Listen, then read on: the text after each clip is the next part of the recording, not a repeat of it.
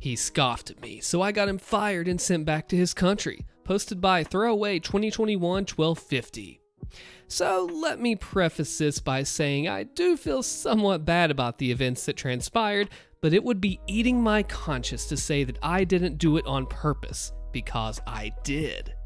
I started my first full-time job when I was 20, fresh off college and ready to take on the world. I resided in a Middle Eastern country where people got brought in frequently by employers, and one mistake could cost them everything. I was outside this because I was a resident of the place despite not being from there. Anyways, when I first started, I got along very well with my coworker despite the fact that he came off as a lot of bad things for me. We tried hanging out, but the more I got to know him, the more disgusted I became. He was a sexist, a purist of his religion where he believes that execution of certain people should be allowed, and he was extremely homophobic. But nonetheless, I tried making friends with him because I was open to anything. In our office, we have a portable Wi-Fi that he took with him every day. It's free internet, and I never commented on this because I have my own. I can afford it, and so can he. More on this later. The closer I got to him, the more he opened up, but in the worst ways. He would send me lewd images while we're in the office of women, talk about drug use, and sometimes disappear from work for hours on end while I manned the office.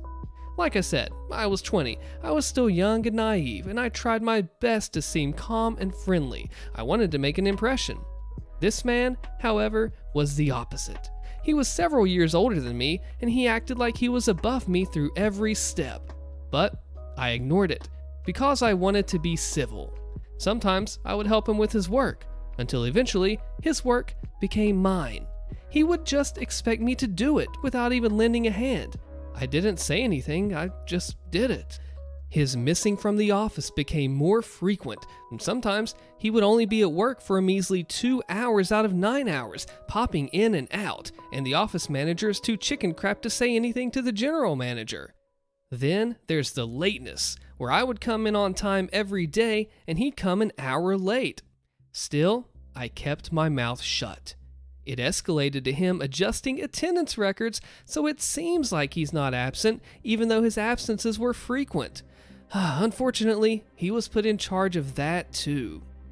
I remained quiet throughout all of this, remained civil, until finally, I spoke to the general manager about pursuing a different line of work. I was always into graphic design, and they needed to get some work done, so I offered to do it.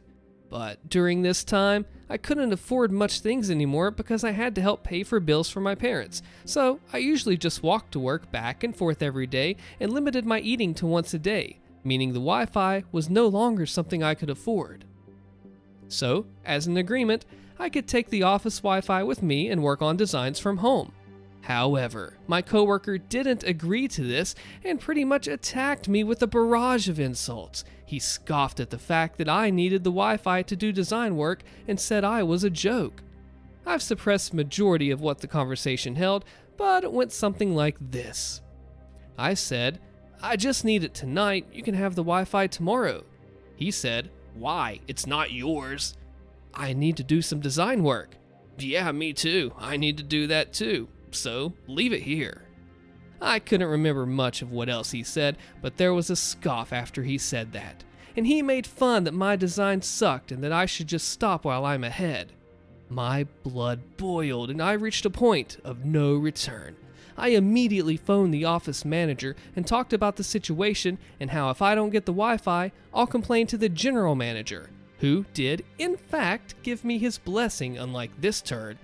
He immediately called my coworker and told him to give me the Wi-Fi, which he did, and that was that. Except, I'm a petty person, and I'm not about to let some a-hole get off with a slap on the wrist.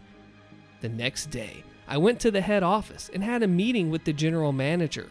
I spoke to him about all the misconduct this guy had, how he's always late, never in the office, changes his absences, steals money sometimes, and so on. I spilled my heart out on all his wrongdoings, showing the messages and the photos that I was sent during shift that I never asked for, and how I'm doing all of his work. It escalated to a point where he got brought into the main office for a meeting where I proceeded to berate him in front of the manager, and he could only try to defend himself, but I was prepared. Haha, it turns out the office manager never even spoke to the general manager about his misconduct.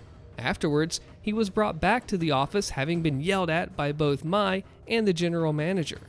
And I could say that's where it ends, except it's not. After he left, the general manager realized that if I'd been doing all the work, then why didn't I say anything? I responded that I was simply there to work and to help.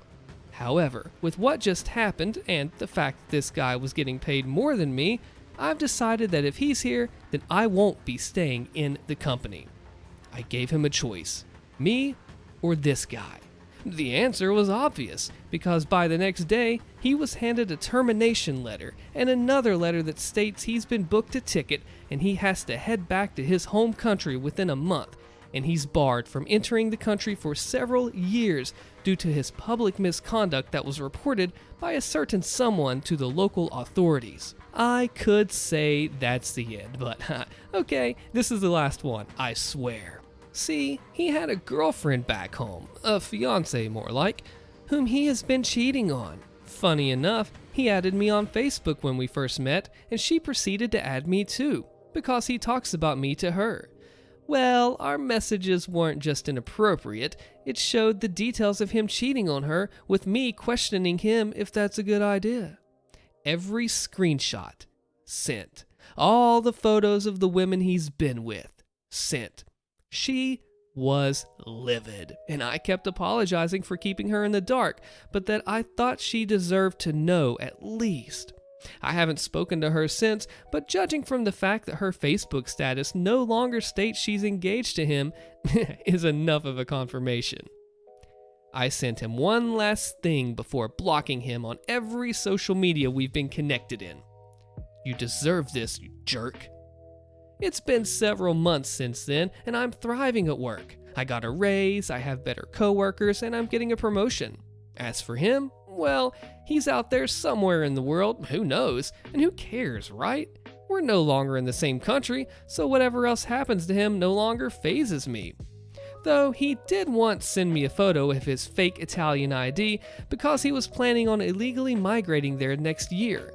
I'm on the fence if I should send it to the authorities in Italy or not. Just as a precaution, I might consider migrating there at some point. And here's an update from OP. I should probably elaborate that this happened over a span of 3 years, not just when I was 20. I'm 23 now. The revenge happened a few months ago only. I worked with him during that time, and I was in the wrong for enabling him a lot, but I did give him a lot of chances, which he messed up for all of them. Insulting the job I wanted to do was just a catalyst because I've been working hard to shift from my position into that. As for the ID, I could escalate things further, but with everything I've been given since he left, I don't want to tempt fate any more than I have. Things are good now, and my new coworkers are great. I have no complaints now. This was the first time I actually set out to destroy someone, and I don't intend to do it again, unless I have to, of course. As for the office manager, he got sacked like 2 months ago. He was deemed incapable, so they brought in a new manager to handle the place.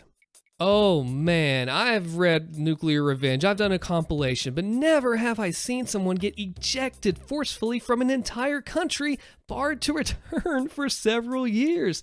OP, this is not just Nuclear Revenge, this is international Nuclear Revenge. Way to go, dude. Loan Shark, posted by AC1308. This is a story of someone I used to know. I posted it first in Stories About Kevin, so we'll call him Kevin.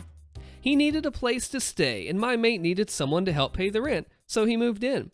Apart from a few minor dietary habits, such as walking around the house drinking chocolate milk from a 2-liter bottle and not putting it back in the fridge as the sour smell slowly grows, it seemed to be fine. In the meantime, he wasn't getting what he considered an adequate wage from taxi driving, which is fair, so he got a job at a bakery. But then he decided to go the whole hog and started gambling online. He had a system, you see. But the system still needed refining. A lot. He was shoveling money into it and still not getting a return. But to ask him, he was just a few days away from getting the big jackpot. But he didn't have the money to make it work. So he borrowed from a loan shark. we didn't know about this part. So he lost that money too. Didn't tell anyone, had no way of paying it back. Went to my mate and said, "Oh, I might be moving out in the next few weeks." My mate said, sure, it wasn't a big deal, and he figured he'd be able to just tighten his belt a little. The next morning, after my mate went to work, Kevin went around to the power and phone companies and had everything cut off and got the bond for each of them back. Then he grabbed his pre-packed bags and vanished down south. I'm guessing he'd been getting "where's my money" from the loan shark. My mate gets home and everything's turned off. Everything in the fridge is either spoiled or well on its way there. He has to run around, get everything reconnected, restock a fridge, and cover rent that month. Not a happy camper. So then, a few days later, he gets a knock on the door. "Are you Kevin?" These are big guys wearing white shirts with ties. Very polite, but they're ripped as heck and he can see the tats through the white material. He's fully aware of who and what they are, and he's able to start making a guess as to why they're there. He invites them in, proves that he's not Kevin, and then shows them documentation on what Kevin pulled on them. They're sympathetic, and on the way out, one of them gives him a card. "If you ever find out where he's gone, give us a call." He puts the card on the fridge. A few months later, Kevin calls from where he's vanished to, asking for his share of the rental bond. Never mind that he never put any money into it in the first place. So my mate says, "Sure, where can I mail it to?" Kevin rattles off an address. "No worries, it'll be on your doorstep before you know it." My mate hangs up, takes the card off the fridge, and makes a call. "So, you wanted to know where Kevin was?"